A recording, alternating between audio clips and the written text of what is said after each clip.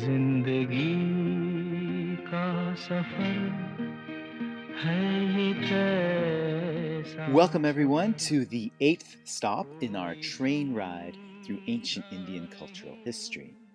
Today, we've arrived at a kind of landmark spot in our journey. Now, every culture has one of those watershed moments uh, that defines their history, whether it's something like the life of Jesus Christ for the West, or Confucius in China, who knows, maybe like Euclid or Newton for the modern scientific world.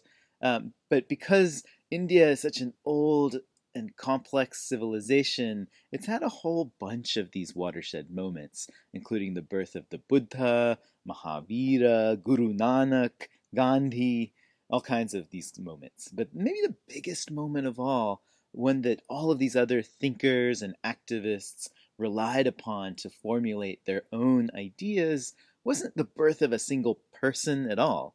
Actually, it was the birth of an entire genre of literature, the time when the first Upanishads were composed at the end of the late Vedic age, around like 600 to 400 BC.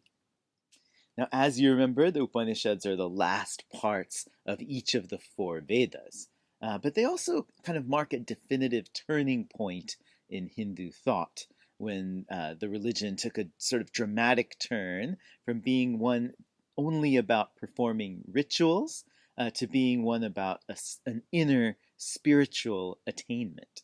This notion definitely you can find even today, right? Whether we're talking about going to a Hindu temple, practicing meditation, going to a yoga class on Fourth Avenue, right? The basic concept of looking inside for a spiritual bliss was this breakthrough idea that would change kind of the world forever. And in India, we find it kind of first and most prominently articulated in the Upanishads. Now, I'm not saying that the earlier Vedic stream had died out because of the Upanishads, actually, far from it. Remember, Hinduism is that huge bazaar, right? A night market. The old stores of Vedic ritual and chanting basically kept chugging along, despite all these new competitors that are popping up. And eventually, these new movements, Upanishadic movements, would also manage to integrate those older Vedic ideas of rituals and rules and kind of elitism into their doctrines as well.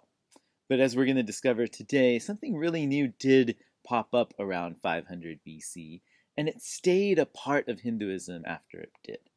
It was all about focusing on what's happening inside you rather than what's happening outside you, focusing on who you really are rather than what you're chanting or what you're sacrificing to the gods. Now, I'm not saying that these ideas weren't there before 500 BC either. Maybe they were there a long time before that. We just don't know. For example, we already talked about how maybe yoga and meditation can be linked to that proto Shiva figure, if you remember him in the Indus Valley. Right? A scholar named Johannes Bronkhorst has also put out kind of a grand new revisionist theory that the ideas of yoga, inward meditation, karma, rebirth, all had a separate history in Eastern India that developed right alongside the Vedic religious culture, the ritual culture, and the fire sacrifices that were going on in Western India. It might be true, but we can never really know for sure. But what we do know is that the Upanishads are the first texts that we find that talk about this stuff for sure. They're the first to mention meditation and yoga and going inside and searching for a higher truth within yourself. Now, why did the Upanishads start talking about such radically different things compared to the other Vedic texts? In the segments that follow, I'm going to try to convince you that there was something kind of in the air in North India around 600 to 400 BC. People started asking a set of new questions that the old rituals and the mantras just didn't have good answers for. Vedic rituals could maybe they could help you have kids. They can help the gods defeat the demons. Sure. But they didn't have answers to some of the bigger questions that people were asking. Questions that compel us even today, I think. Who am I? What is the nature of the soul? What does it mean to die? to be born, to be reborn.